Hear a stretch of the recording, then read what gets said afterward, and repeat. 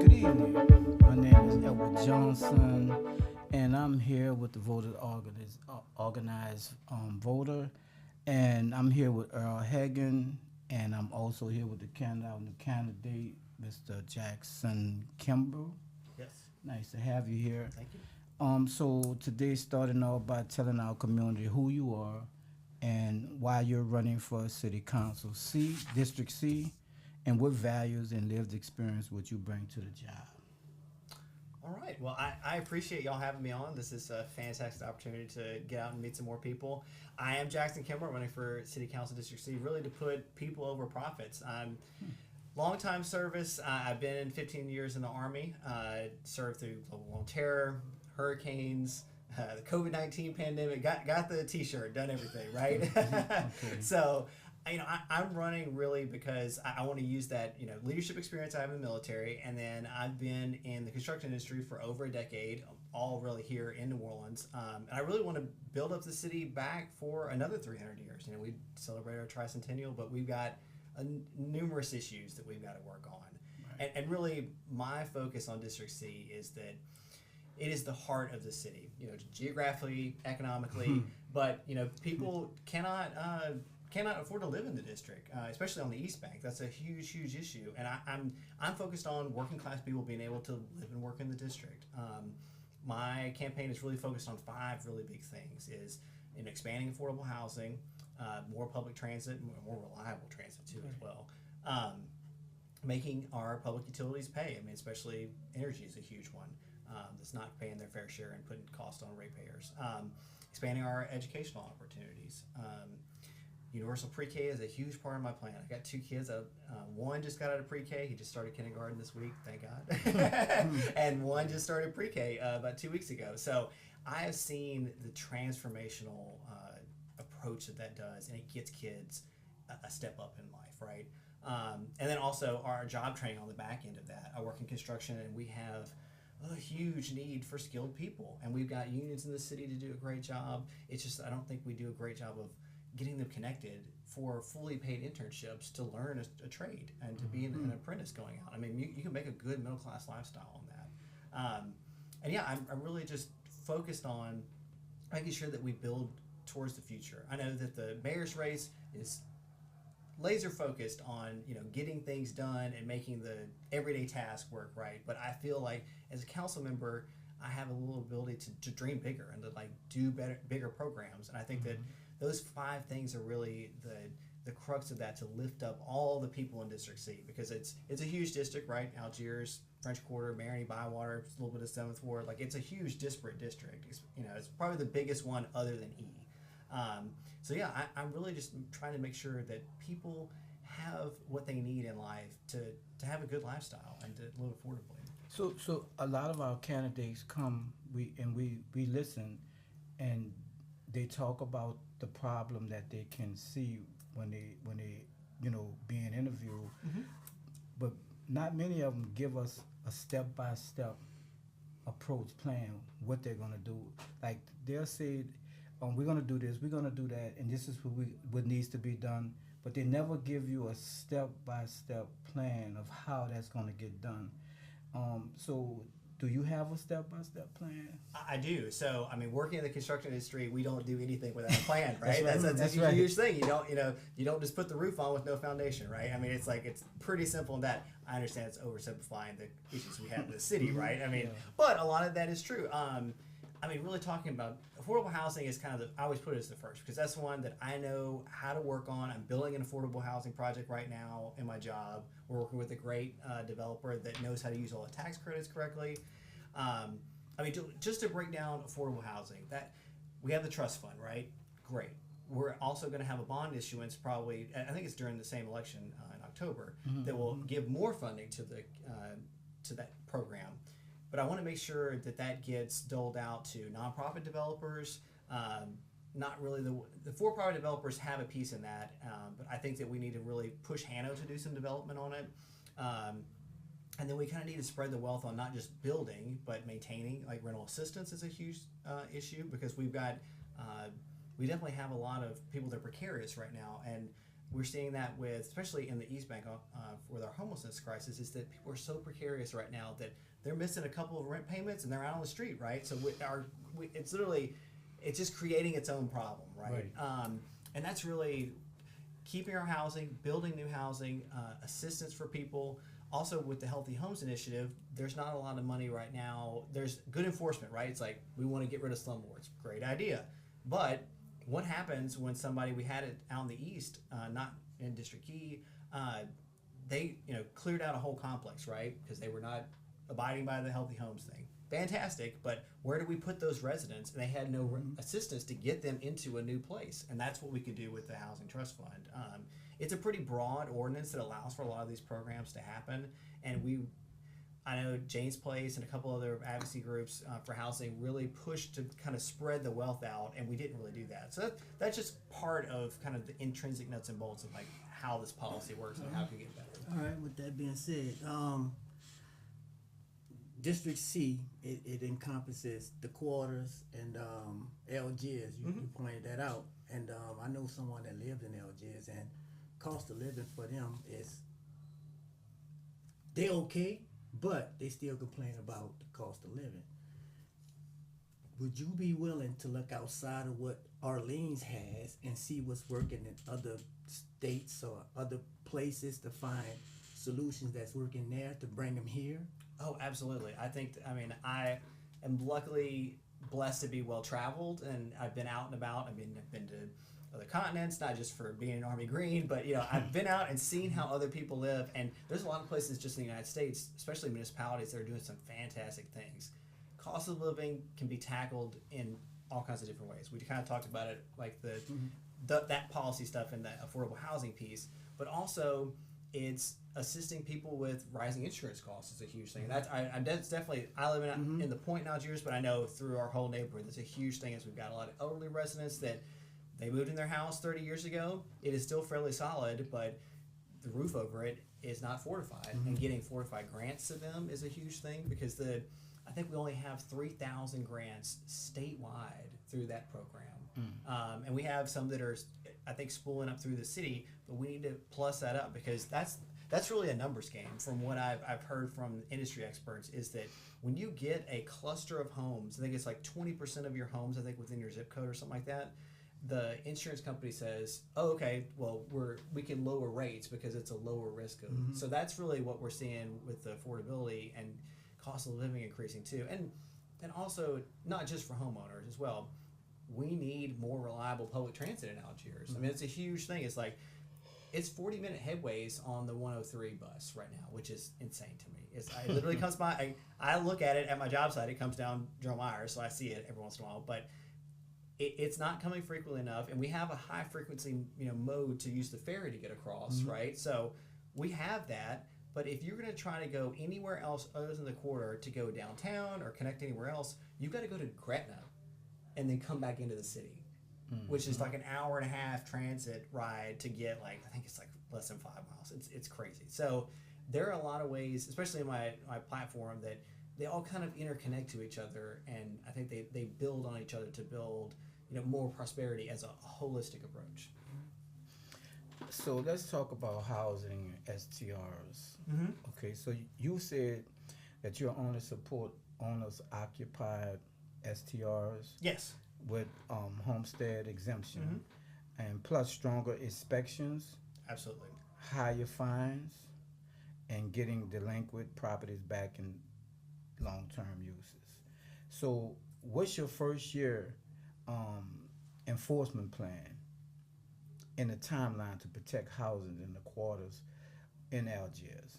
And will you back a citywide rental registry to make it real? Yes, so I fully support that. I think that's good to get it on the table and show people where we've got rentals, right? That's a pretty baseline policy.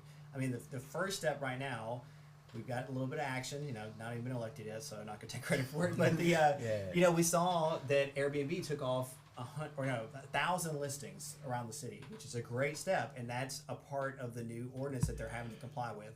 They are not doing a great job and still fighting us in court, right? Which is not great.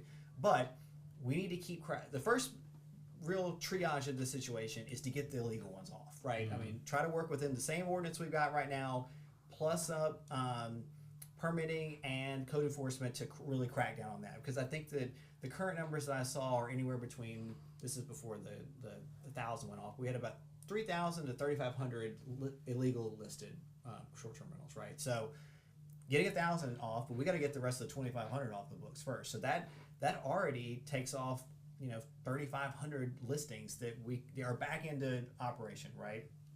And yeah, I only support homeowners with a homestead exemption for short-term rentals, because really that's one of the feedback.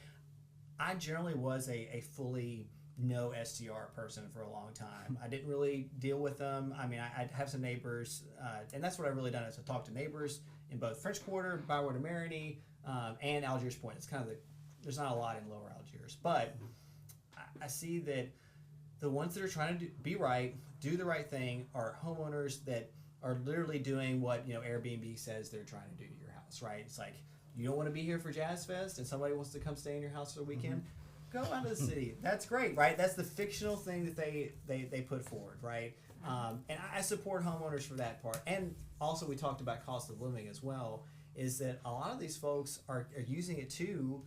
They're occupying and also like renting rooms and stuff because the homeowners insurance crisis right now is out through the roof, right? That's a huge issue. And they're trying to parlay any money they can to work on their roof or keep their insurance bill because a lot of people can't afford it. So that's really why I want it to be as narrow.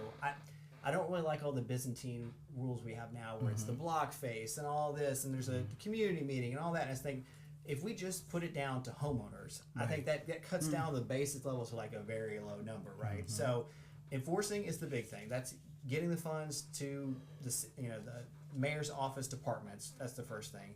And then really hitting it hard to revamp the ordinance. And I know a lot of this is kind of temporary right now because we're in a legal fight, but really cracking down on those and just supporting people that desperately need it. That's kind of my plan.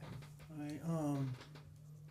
Yeah, that makes sense with the homestead. That makes sense with if you live in there, homestead exemption for. It makes sense.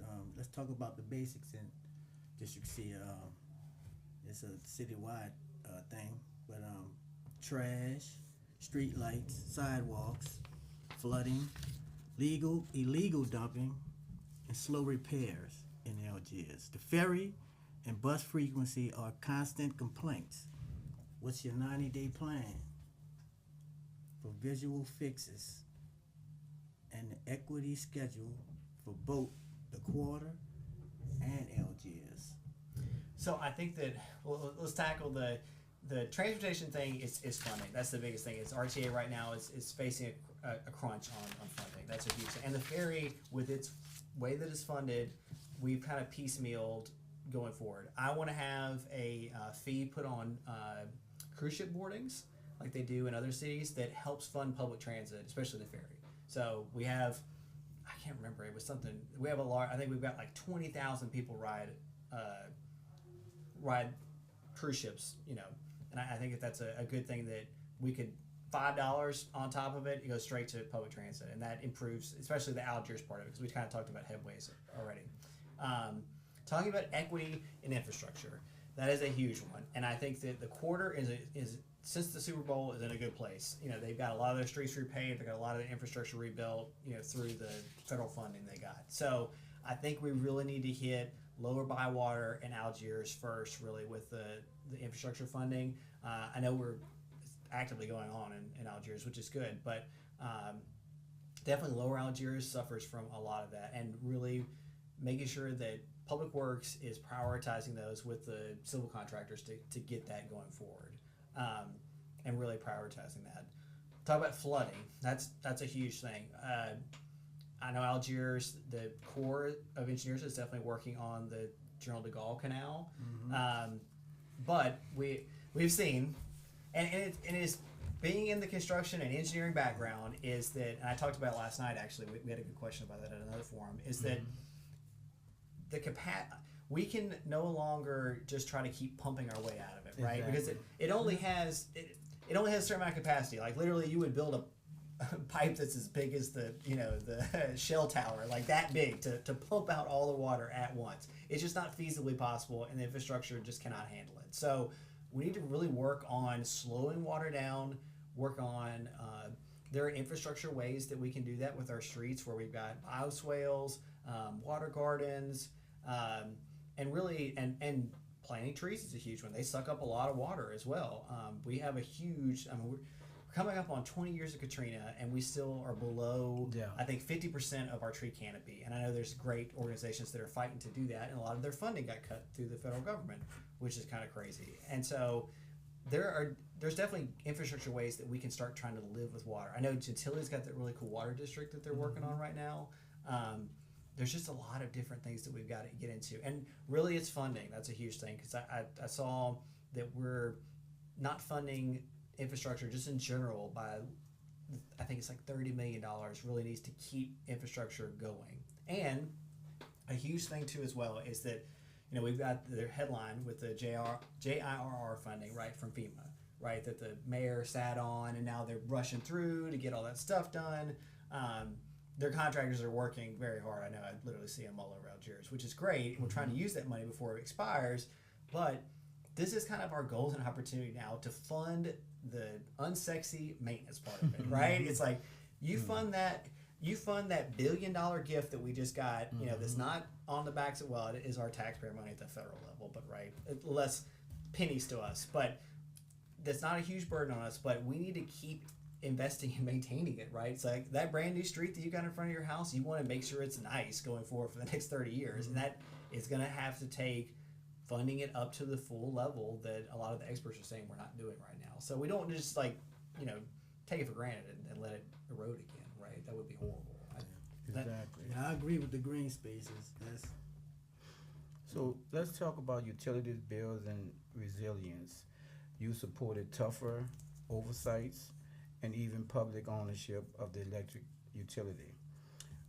What near-term tools would you use with Entergy and Sewage and Water Board? Name one deliverable you will bring to District C. Okay.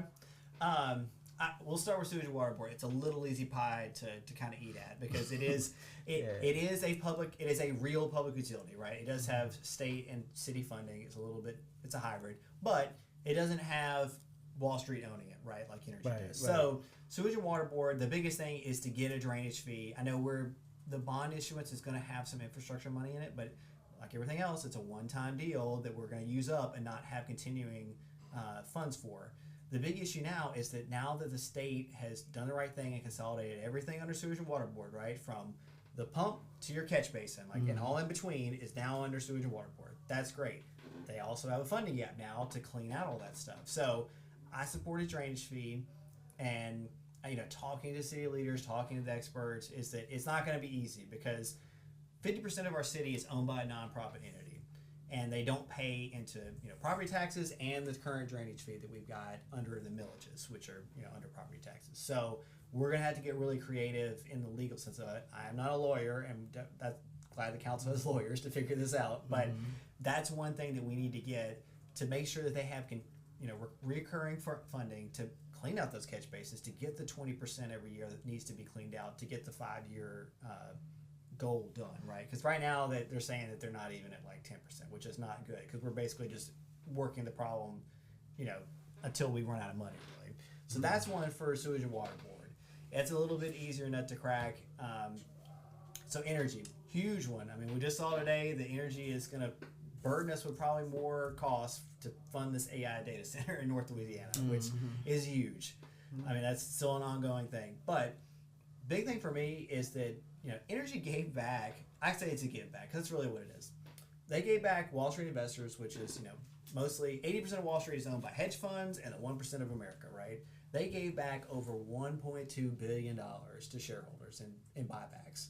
If you don't know what that is, basically they say, hey, we made all this profit. Instead of investing it back into the infrastructure, which is the majority of what they actually do, right? Our lines, all the telephone poles, all that stuff, paying employees, right? They give back that money as a shareholder dividend right? And they really buy back people's shares at a certain fixed price. And basically it's just like a wealth transfer, just sucking it out of our city, right? And it happens all over the United States with, quote, public utilities that are, really not. There's a long, drawn-out history of that. But for for energy, number one is, I am not in favor of any more rate increases. That as long as they're giving back money to Wall Street and all that, it doesn't make any sense. And they keep coming to us and crying poverty that they need to have, more fees put on us to invest in our grid and harden it or whatever. And you'll see the city council talk about, oh, we're doing all this hardening. It's all on the backs of either the settlement that we just got, or they're doing some piecemeal things that usually have been, a lot of it's been approved years ago, and it's not anything brand new that they're doing to help us out. So no rate increases. Forcing them to actually invest in real renewable energy is a huge one right now. Energy gets about 50%, at least New Orleans does. 50% of their power comes from 2 nuclear power plants that are up the river. That's how we just got the settlement, is that they're unreliable, they do not maintain them correctly. And I just looked at it today on my bill because I've really gone down the rabbit hole in the last couple of weeks looking at this. I think it's 15% of my bill this month, and I have solar on my house, so it's even less. But all in all, 50% of my bill right now is going to, it's called joint purchase power, right? Mm-hmm. So that's power that they couldn't make within their system, and they had to go grab it from Clico or grab it from a utility in Texas, right?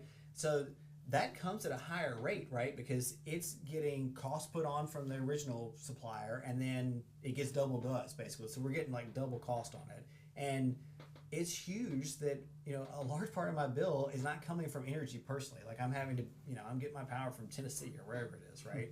Which is crazy. And that's the problem that's going to happen with energy, is that they continuously want to, work around the edges and say that they're here for us and have a segment on the Saints game. And, the PR is fantastic. I wish I had their people running my campaign, right? Because they're excellent at pulling the wool over everyone's eyes. And those are big things. It's like being on the side of ratepayers, considering I am one, right? And then forcing them to invest in renewable energy. And backups is becoming a huge thing, right? Mm-hmm. We're seeing, I talked to someone in, where was she? She was in Marigny. She was right off of St. Claude. She said that her power has gone off 4 times in the last month. And this is a nice part of New Orleans, nice street, everything's nicely maintained and everything. Didn't see any squirrels in her line or whatever, right? That they keep saying Mylar balloons or whatever. So she says it's going to happen 3 or 4 times in a month, and it's a lot of that is that the system's overburdened, and they don't want to build hard industrial sized battery packs, right? Which you can put one in your house or whatever. I really want to get one. That's my new doodad I want to put in my house. But they build the ones in big capacity that basically can help the grid when we have peak times, and we're in the middle of that right now, right? Like August and September is through the roof usage, and we had that load shedding event too, which basically it was insane. I looked at the follow-on chart for that, and I'm sorry I'm getting really down the rabbit hole on it, but Energy Mississippi, so they all have Energy has expanded over the 40 years. I come from Arkansas. They bought APNL, they bought Mississippi Power and Light, and they bought Louisiana Power and Light, and the old NOPSI. So from the Mississippi plant, they have a nuclear power plant as well. They had negative prices on that day that we had to shut our power off because they were producing too much electricity and could not get it to Louisiana, literally, through the power lines. That's crazy. It's crazy. I mean, it's they do not want to invest in the grid that they operate. It's wild. I mean, it drives me insane. It's literally what keeps me up at night about. I get it. Non-police crisis. You support expanding crisis teams and even purpose assigning a big share of sponsors to train personnel. What's your plan to integrate with 911, 311 dispatch, set response targets, and partner with local providers so people get help, not handcuffs, especially in high call corridors of Algiers and the quarter? Yes. So I think that those 2 areas are definitely huge, obviously, activity spots that we've got going on. We have a lot of people in uniform in the quarter, right? We've seen that we've got Troop Nola. I mean, it's literally like a cat. I Yeah. was in the quarter, I think, a couple of weeks ago. We were doing some canvassing, and there was a golf cart full of literally one person from each agency in a golf cart. I was like, okay, I feel really safe now. We literally have that many people, right? It's like, okay, anyway, being hyperbolic. But, so we have that, but but I've seen, it was really crazy. I was in England, and I was in the, I would say it is the French Quarter of England. I was at Windsor Castle where the Queen lives, right? Well, Okay. rest in peace, King right now, right? So it is, probably the highest guarded place in the United Kingdom, right? And I could see the castle wall from this place I was having a drink at. And there was a lady that obviously looked like she had some mental health issues, came in, had a thing with the bartender, rushed into the alley, back and forth.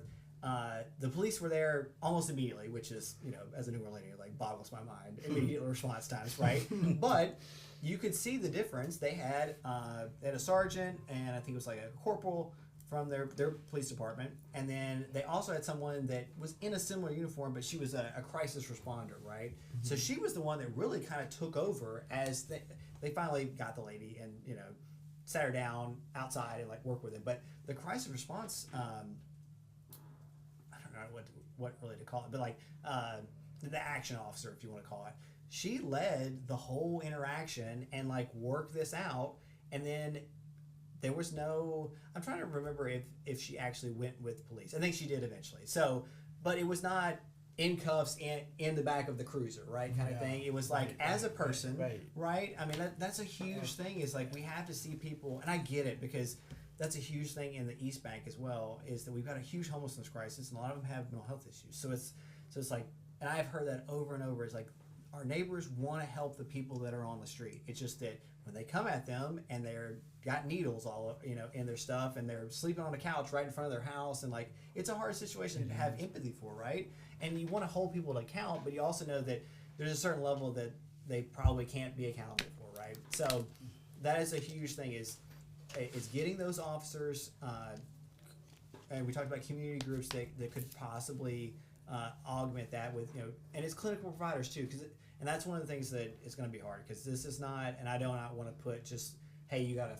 1 week course, go out there and respond to this, right? Because that's what we're doing with police officers right now, and they're really burdened. And I get that when you come up to a scene and it's like they're trying to be police first, and they realize, oh, I've got to be this trained mental health professional now. That's hard. I mean, I completely understand. That's not something that you could. It's not a turn off thing kind of thing. Exactly. So having those people, we've seen already through like the accident folks that come out that are more plainclothes, that respond to the day-to-day, taking that burden off of police, and then having those crisis responders is a huge thing. It's a long-term goal. I get it. It's not something that we want to just throw people into. But partnering with people that maybe have trained clinicians that can help do that. Because there's a lot of people right now that we're kind of in a weird time where we're in like a pseudo recession right now, and I think there's probably some people that could help us out, right? That need a job from elsewhere. So getting those people out there and going forward, and then also response times in general, is that once we kind of divvy the load up, you see in those areas that are high traffic, high response, is that an officer can actually go out and respond, and getting more people too on NWPD. I don't know the intrinsic like what their structure is, but I know they've got all the different ranks. But getting more people onto the street. I know they had that program a couple years ago, right after COVID, where the crime spiked, and I think it helped a little bit. But I've seen where it takes forever for anything that's not a murder to get responded to, which is really unfortunate. And even when they do, they have like 2 officers, right? It's like they can barely respond to it at then. So that's a huge thing, is getting that load out for them to actually go to the crisis, right? That's kind of like, that's my piece on that. So what about jail oversight, brass and care? You said that OPSO must get on the city brass system for real transparency, and that deputy pay should match NOPD. Will you tie OPSO funding and staffing, healthcare, benchmarks, and fully fund MAT, and back a public oversight board to monitor the medical contractors?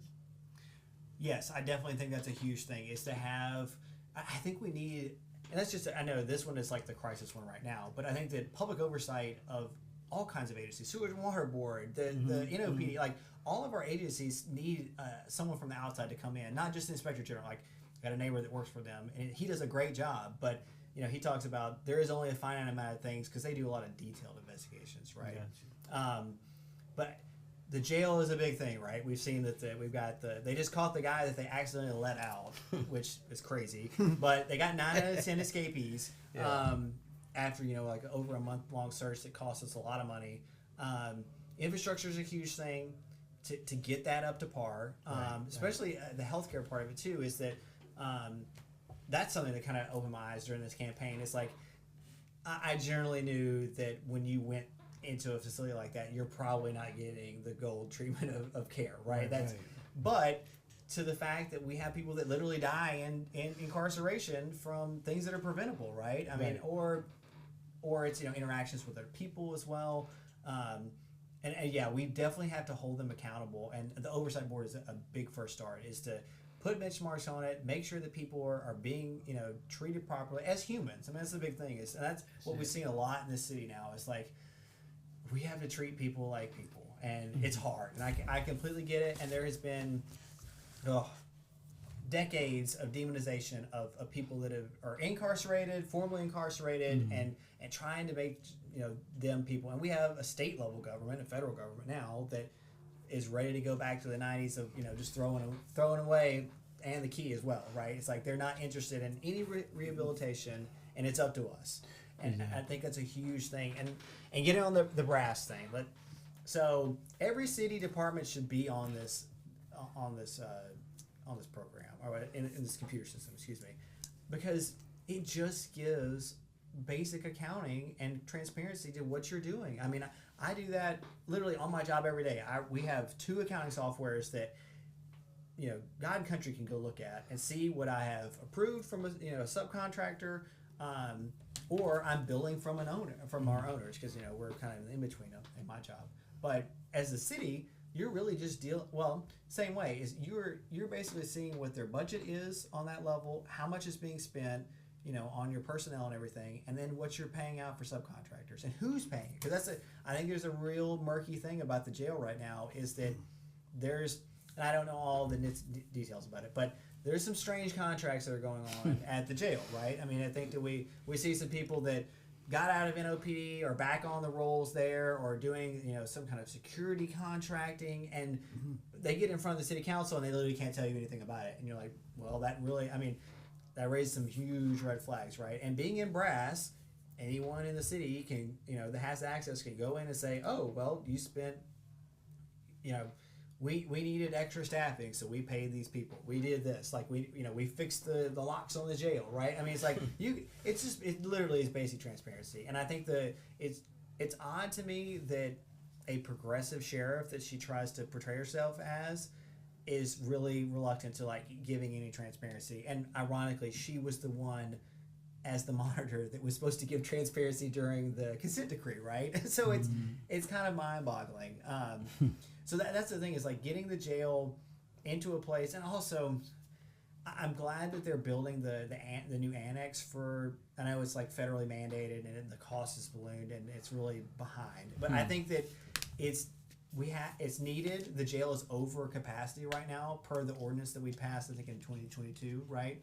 That set a high number on how many people should be incarcerated, and then we need to look at programs. And I'm for eliminating cash bail in the city, because I think that that's a huge one. Is that you look at the statistics right now, and I think it was something crazy I looked a couple weeks ago.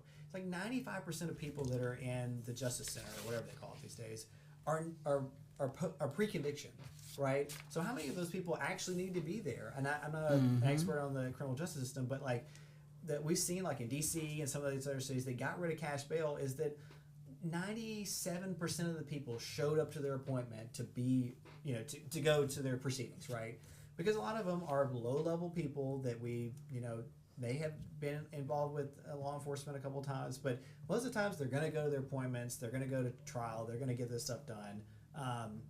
But we're keeping them there, indefinitely. And we just saw, I can't remember what the judge's name, but I just did jury duty too, which also, there we go. It's already sparked my imagination. But I was on jury duty and was just kind of, I had plenty of time. So I was looking through the Police Foundation, or what, I can't remember what their actual full name is, but they do a report on our judges as well and how timely they are and what their caseload is.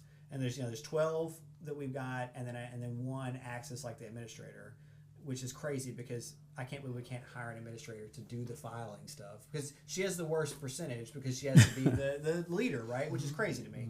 But there was, I think, Derby is the judge that he held people twice as long for the same amount of cases, right? So in the nuts and bolts and the dollars and cents of it, really, he cost the city government $2 million more than the average judge, right? To keep people incarcerated for that much longer, right? And now that he stepped out, they said that they brought in a temporary guy before the election could happen, and he's already moved through a majority of his cases. That's saving people. That's saving the city $2 million. Yeah. I'm not saying he's going to instantly, but those are the kinds of things. It's a multi-step approach. It's not just the jail. It's also our the DA's office, the court system. I mean, they all work together, right? I mean, there's very few offices I can think of in the city that does not interact really at all with any other department, right? They all have a little piece to play if they link in together. And I think it's like you can't just solve a lot of times one thing and then it does, you can't leave the other out, right? All right. Kind of like time with this question is surveillance tech and civil liberties. You've called for a ban on facial recognition, predictive policing, LPR expansion, and similar tools. With heavy camera used in a quarter, where do you draw the line? Will you support a memorandum on expansion and pass guardrails while investing in non-surveillance safety alternatives? Yeah, so I'm fully against the facial recognition software and the whole apparatus that they're putting on us. I saw that they just pushed back the vote and hearing later on into the year. So I think the city council is already kind of getting the rumblings hopefully from us. But it is a huge invasion of privacy. My wife works in the quarter every day, and so she walks to work, and we're law-abiding citizens or whatever. And that's the argument that a lot of them use, like, well, you're not doing anything wrong, who should care? But we've seen that it's a dragnet for all kinds of things. And it is first, it is invasion of privacy. Also, it is discriminatory because the AI is built by not great people, and it is discriminatory against brown people. I mean, anybody that has dark colored skin, we've already seen that. I think it's 2 people have already been erroneously brought in, right, and not been the right people. And it's like because they keep trying to sell it, and I watched the movie, so it's now stuck in my head. Like, you see Minority Report, right? Like free crime, right? Exactly, right? So Tom Cruise is doing all this technology and all this, it's like it's the wave of the future, right? And technology is usually, it's not always the solution. I work in a lot of, my job has changed in the last 5 years because we've brought in a lot of technology, which is great. It has helped me a lot on the day-to-day stuff. But when it comes down to dealing with real people, like we were just talking about, it can ruin people's lives. And then the scarier part, there's a lot of rabbit holes that this stuff goes down. Is where is this data going, right? Once your face gets out there, are you already put into the federal crime database? Are they running that? We're already seeing that we have resisted so far, and I hope that our city leaders continue, especially in the law enforcement community, is working with ICE. We're seeing this already, is that it's a digital dragnet for law-abiding, and I say that, and I'm probably going to get in trouble for it, is that I look at immigration as a paperwork issue, and a lot of people are trying to get in this country to, especially guys that work for me in construction, is like they are trying to be masons and feed their family and do the right thing, and their visa process is insane, and a lot of them don't speak great English and don't understand the process. So that's what's going to happen, is that we've already seen it, is that guys working in the French Quarter are getting snatched up, and I have a great suspicion that the facial recognition technology is kind of the trip, right? That's the whistle that's going off, and it's going into. And that's the thing too, is that NOPD doesn't even control the camera system, right? It's through Project NOLA, right? Which is like a I guess they're a nonprofit. They're literally on my job site. We've got the cameras too, because it's well, I'm working on a city funded project, so obviously they want city funded cameras on it. So I couldn't really help that. But we see that is that they're running through this opaque organization that is doing a lot of workarounds. There was a huge expose on that, and it's crazy. I mean, we were just talking about it, the whole golf cart thing. It's like there's more police and law enforcement agencies in the quarter than anywhere else in the city, and you wouldn't think that they are literally doing the old school beat cop where they are literally walking the beat, right? Like maybe on four wheels, but whatever. But they are out and about, and they can't stop crime. I mean, I don't understand this, that we have to have like a surveillance state within the environs of the quarter to watch people. And I get it, it's a high traffic area with it's got petty criminals, it's got a lot of tourism, so like I get it. It breeds a lot of like petty crime stuff, but that's stuff that you could literally be walking around checking on. And I think the bigger issue is that this is a gateway. We had that huge write-up after the terrorist attack. It's like 14 people lost their lives, and we have seen, other than this report and their big push for the facial recognition stuff, they haven't done jack other than that, right? We've seen that. There are no infrastructure improvements on Bourbon Street. They put like some of the roadblock stuff up like half the time. You see it's like halfway open. Like, we have not done any of the things that everybody said was like the gold standard of keeping people safe on Bourbon Street. And that's and it's in District C, right? So it drives me crazy, and it scares me too. It's because literally my wife works on Royal, so it's like one street over, right? So that person in the future is probably coming from those directions, right? And we don't want to do any of that, and the city council's kind of like, they got their 15 minutes on that, and now they're just going to roll out these, predictive policing things. It's like, oh, it's much less costly. People, we don't have to, because that's really what it is. If you look at the infrastructure build out to keep people safe, like in a physical way in the quarter, I talked to quarter residents. They are great people. They want to be able to live in their neighborhood and be safe as well, and they get it. They get that they're probably going to have to do a little bit of trade-off to like kind of work through this. And they're proud people too. It's like, and they don't want to be Disney World, right? But we have so many people coming through, especially Bourbon Street, and we can build this out. I was literally it's been 2 years now, but I went to Amsterdam, and they have all of their major streets have the bollards that retract and go up. And everyone, like when you go into like a subdivision, you've got the little scanner thing that like scans your car and it makes the gates open. If you live in that neighborhood, your car had that on it, and during the middle of the day, it just came down. You drove, you parked your car, and it came right back up. It's like, I know how to put them in. They are not rocket science, and it's just a thing that we have to maintain. But we want to go forward on this minority report system that is really faulty and it's just not great. I'm not for it. And I think that the city council hopefully is seeing the whispers already, or hopefully the roar, and is going to vote this down. Predictive policing. Yeah.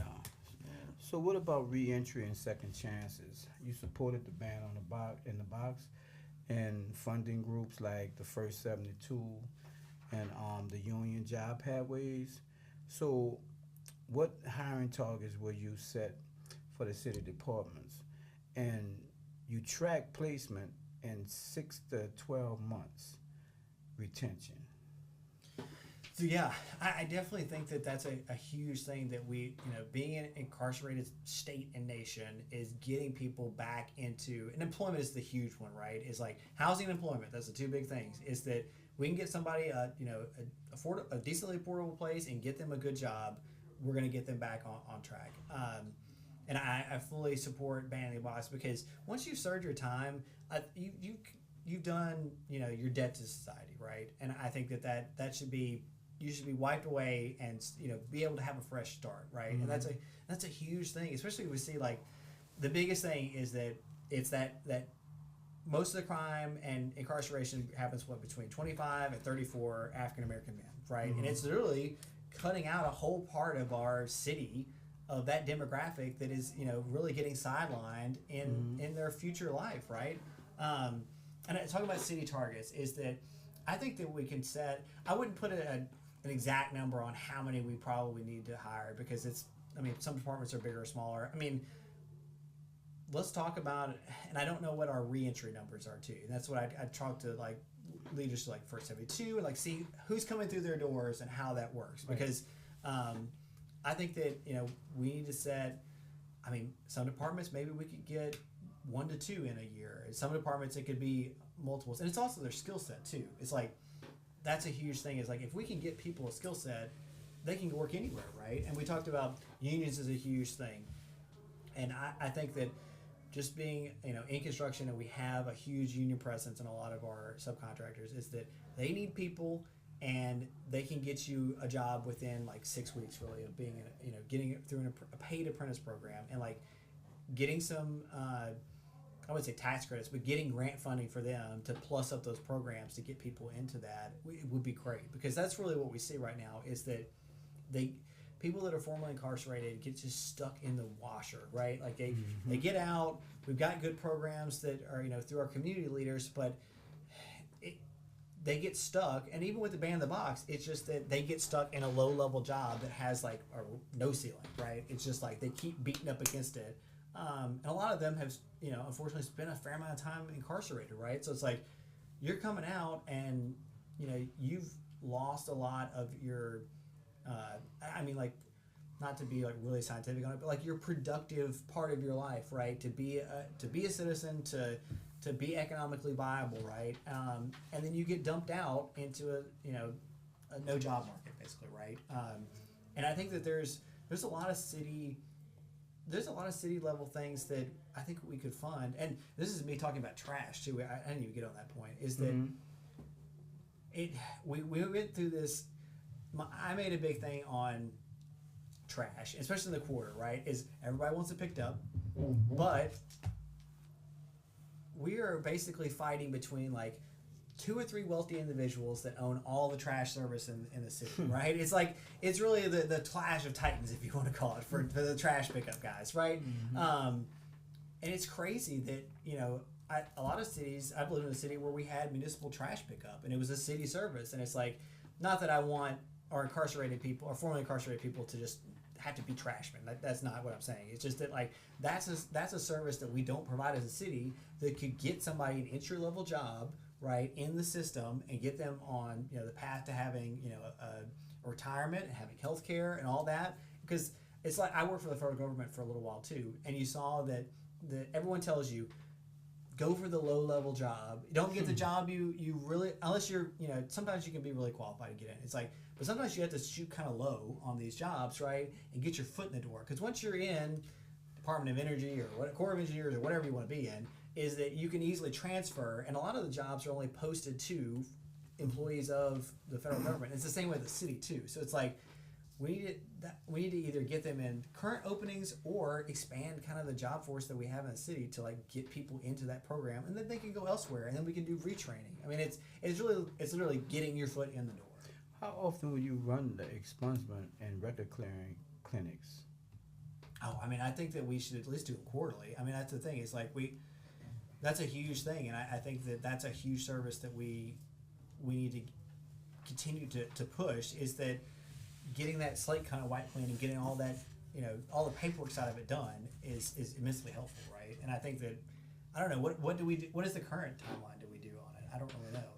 So it depends on funding. Okay, so the magic word right there, Yeah. right? So that's a huge thing, and I think that's an investment that we can make, and I don't think that that's a huge. It's not like infrastructure, right? Where we're spending hundreds of millions of dollars on whatever. I mean, that seems like it's a dedicated team of people that costs like $500,000 or something, right? Like the overhead labor, like it's not a huge deal, and literally that could be their whole job. I mean, that's so I think that's a huge thing, and quarterly I think is like that's usually a good kind of like benchmark to get people through. It's so big, and so that's why I'm asking, because Right. it's a big thing, and you said quarterly is like. You ever seen the lines that's out there when they run them? I haven't, honestly. So Yeah. you were educating me on if we have a demand. I'm sorry, my quarterly is just always my like thing to do. I live in a four quarter year in my life, right? Being in construction is we kind of hit the quarterly benchmarks. Right. But if we have a huge need, definitely, like I said, like if it needs to be an actual dedicated city service, not just, oh, this is a bit part thing that we're doing, let's fund that a subsection of that office that goes and does that. I think that's a huge thing. Because arrest in Louisiana, period, is a big business. A lot of people who struggle with jobs because of misdemeanors that are still on their records for years. Right. And so a lot of people be sitting in them lines not for serious crimes but just for minor crimes. Just arrest. Just arrest. Right. And so arrest could keep you from, it's keeping half of our citizens from certain jobs. And not just jobs, it could be housing. Right. All you of get that. You get barred from a lot. That's why I asked, have you seen the line? No, I haven't. So no, that's something that you probably would want to look into. No, that's definitely true. And I say that about anything I'm on my campaign. It's like, I'm only as good as how I can research, right? And like some of my lived experience, right? And I've got a lot of it, and I've seen a lot of different things. But yeah, stuff like that. It seems like we need to have a dedicated, group of people for that, a task force to get it done, and really, if that's such a critical and triage thing that needs to happen, that's a first 100 days thing.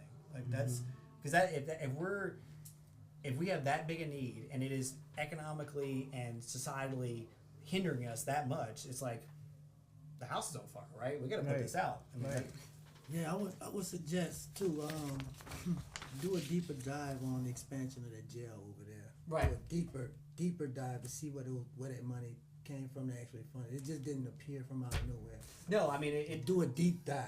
Right. No, I understand, and I think too with the jail funding is that I at least know enough about the jail funding is that it did not come from just jail funding. Right. That's the huge thing is that it came from, we had to rob from other city entities and it was a complex process, I know, because especially it got court ordered and the city basically had to say, well, we got to pony the money up immediately, right? That was kind of the issue, is that it had an initial budget, it ballooned, and then the court, said that you're going to have to build this, and then I think it was close to $100 million that we had to rob from other programs long term, right? I'll say this. Council that approved that had an opportunity to show the people that they were standing on business, and they folded. Right.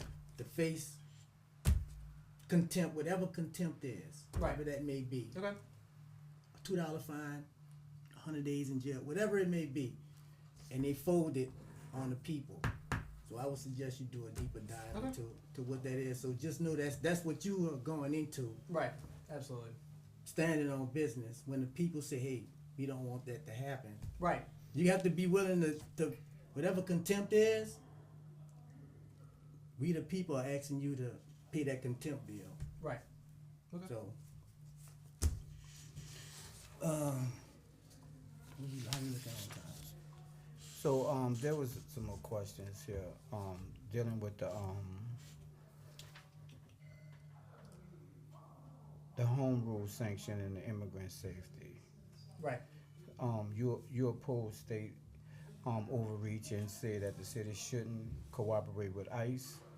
What concrete steps will you take to defend the home pressures of NOPD, OPSO, and to the immigrant enforcement? So I think the big thing is that, to get with the leaders of those organizations and come up with a comprehensive strategy. I know it is very difficult because a lot of times we literally are, trumped on by those issues, right? It's like the federal government and the state government have, legal power over us, right? And that's a hard thing to fight when you're a city. I mean, I am fully for passing, basically a order of non-compliance, right? Is to not work with this, and I know that unfortunately it's probably going to be as good as the paper it's written on, right? Because like the federal government is going to trump us and state government as well. And really, it's a lot of it is we've seen across the country is that our local law enforcement being in lockstep, right? Say the jail, the NOPD, and then any of our other law enforcement agencies come together and say, hey, we are not going to do this. That's a good first start. And then also it's the power of the people, like being an advocate, right? It's like you see the people. I am so motivated by people that look just like me, right? That, have never seen the inside of a jail for, and we just talked about incarceration. It's like people that, country club people that are coming out, and it's our elected officials, right? That are from, like Rhode Island or whatever, that are coming to these ICE detention facilities and, using their constitutional right to go in and inspect those and being the advocate. And then it's not just them, right? It is the whole entourage of people. It's the general public backing them, because when you talk to the normal person and you say, man, you're sweeping up, we just swept up, somebody that's been in this country for 10 years, they overstayed their visa, got a full-time job, they are paying taxes on their employment, are letting them stay or letting them go? And like 99% of them are like, what are we even doing? Like, it's, we're rounding these people up. And that's a huge thing. It's like being out there in force, and it's getting in the streets. It's going to, I was just on like kind of a mini protest where we were outside. I didn't even know. That's the thing too, is like learn something new every day. Canal Place Mall, right there at the foot. I think it's the 5th floor is where ICE has their immigration courts, right? In the mall, right? It's where you can go get a Brazilian steak, or you can go to Brooks Brothers or whatever, and go up a couple of floors, and I'm being very lax on this. I apologize, because there are people. It is just wild to me that like that's the United States that we live in currently, right? That like it is really, and because I thought that we were literally going to roll down to like the federal courthouse, right, and throw stones at them, right? It's not how it is, because and I've tried to research a lot on it. It's because like the immigration courts are not real lawyers, and they're not real judges, and it's just it's literally a paperwork monster. And that's a huge thing as an elected official down here, is that I have little power. Getting elected, I probably won't have a lot of power. We're gonna get trumped by people, but you see normal people from suburban Seattle or whatever getting after ICE agents like in their free time, like trying to snatch up their neighbors or whatever. That works. I mean, that's the thing, is like sometimes you got to get a little militant on them. And that's the thing, is I think that's a huge thing. Is like we're at the point right now that if normal people don't stand up and say this is wrong and we don't want this, that's the only thing that we've got right now, because we just passed the big beautiful bill that gives ICE has more budget now than the entire United States Marine Corps, right? It's crazy, right? It's like they are now and it's crazy to think in my short adulthood, is they've gone from being a brand new agency after 9/11, right? They had like a tiny budget, and they were just there to augment Border Patrol and do some extra things to how they brought Homeland Security into that one big department, right? Efficiencies or whatever they were calling it after 9/11. And I'm a child of 9/11, so I understand that like it was a crazy time. I get that. But ICE has now morphed into the largest policing agency we have in the United States, right? And they have little to no oversight, and they're literally running around with masks on, like taking people. It's like purge level stuff, right? I mean, it's like it is crazy to me. And that's the thing, is being an elected official and just being a regular person too, is like show up, be counted, and be an advocate, because that's what we're seeing right now, is that the minute you start getting after them, they usually fold. Yes. And I think that's a huge point to be made, and that's what our elected officials, they cannot bow down or look the other way. And I think we're kind of looking at that right now. It's like I have not seen a huge amount of our current elected officials, beat the drum and say, "Hey, ICE, get out of our communities, not stop snatching up people." I want to thank you for coming, Mr. Kimbrell. You really brought some strong points to the issues at hand. And right now I want to know if you have any final statements you want to deliver to our audience. Yeah, I would, just to be brief, I thank y'all for having me. This is a great opportunity. I was at a forum last night, a different one. I mean, I like these where, I can actually have a conversation with people. And that's a huge thing right now, is like being one-on-one with people. And I'd say just to close, is that we talked about we are in a very, very important time in our U.S. history. Not in U.S. history, the state, and the city, right? I mean, we have a mounting number of issues, right? And there are people that we've somehow elected that are creating them. We've got natural issues, we've got climate change beating down on us, And the city is really, we're on, to take an armyism, like on the front line, right? We are right there. And we're seeing the first of a lot of things that the nation as a whole is now finally waking up to. And really my candidacy is that, I saw it as somebody in uniform 5 years ago. I did 2 hurricanes almost back to back to help people in Southwest Louisiana, and here too, so I forget Ida. And then I worked in the COVID-19 pandemic, and I saw that we could mobilize the government to do good, right?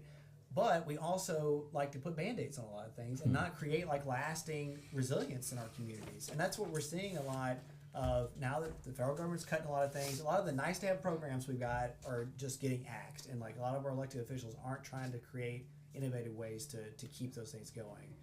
And we've got to make some really serious decisions right now going forward. And it cannot wait 4 years. And that's the big thing is I know we've got an incumbent in District C, but we've got to create some more innovative ideas and get outside the box and really be forward thinking, especially because C, like we said, is the heart of the city. And it's got, and a lot of it, if we fix, it irradiates out into the other parts of the city.